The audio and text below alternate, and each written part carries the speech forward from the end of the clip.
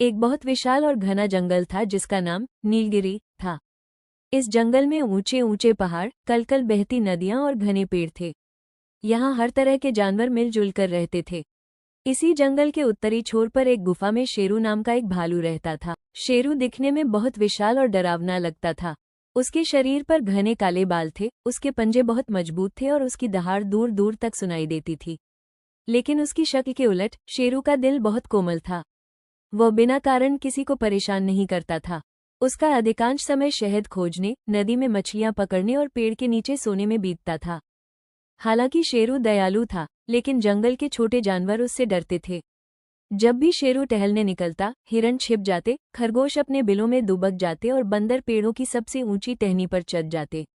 शेरू को इस बात का बहुत दुख होता था। वो चाहता था कि उसके भी दोस्त हो, जिनके साथ वो अपनी बातें साझा कर सके। एक दिन शेरू ने एक छोटे खरगोश को झाड़ियों में फंसे देखा। खरगोश का पैर एक कटीली झाड़ी में उलझ गया था और वह दर्द से कराह रहा था। शेरू धीरे धीरे उसके पास गया। खरगोश डर के मारे कांपने लगा। उसे लगा कि आज उसका अंत निश्चित है। शेरू ने बड़े प्यार से अपने भारी पंजों का इस्तेमाल किया और बहुत ही सावधानी से कांटों को हटाकर खरगोश को आजाद कर दिया। खरगोश हैरान था। उसने शेरू को धन्यवाद दिया और वहां से भाग गया। शेरू मुस्कुराया और अपने रास्ते चल दिया। उसे नहीं पता था कि उसकी इस छोटी सी दयालुता ने जंगल के जानवरों की सोच बदलना शुरू कर दी। कुछ महीनों बाद नीलगिरी जंगल पर एक बड़ी मुसीबत आ गई। उस इलाके में कई सालों से सूखा नहीं पड़ा था, लेकिन उस साल बारिश नहीं हुई। नदियां सूखने लगी और पेड़ पौधे मुरझाने लगे। भोजन और पानी की कमी के कारण जानवर कमजोर होने लगे। इसी बीच जंगल के बाहरी इलाके में कुछ शिकारियों की हलचल बढ़ गई। शिकारियों ने जंगल के बीचों बीच एक बड़ा जाल बिछाया और कई जानवरों को पकड़ने की योजना बनाई।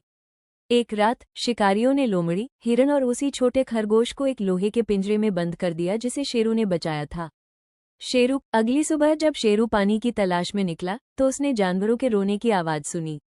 वह आवाज का पीछा करते हुए शिकारियों के कैंप तक पहुंच गया। वहां उसने देखा कि उसके साथी जानवर संकट में हैं और शिकारी अपने ट्रकों को लाने गए हैं ताकि वे जानवरों को ले जा सकें। शेरू जानता था कि वह अकेला है और शिकारी हथियारों से लैस हो सकते हैं, लेकिन उसने ठान लिया था कि वह अपने साथियों को बचाएगा। शेरू ने एक जोरदार दहाड़ मारी जिससे पूरा जंगल गूंज उठा। उसने अपनी पूरी ताकत लगाकर लोहे के पिंजरे के तालों पर प्रहार किया। उसके विशाल पंजों की ताकत के आगे पिंजरा ज्यादा देर नहीं टिक पाया।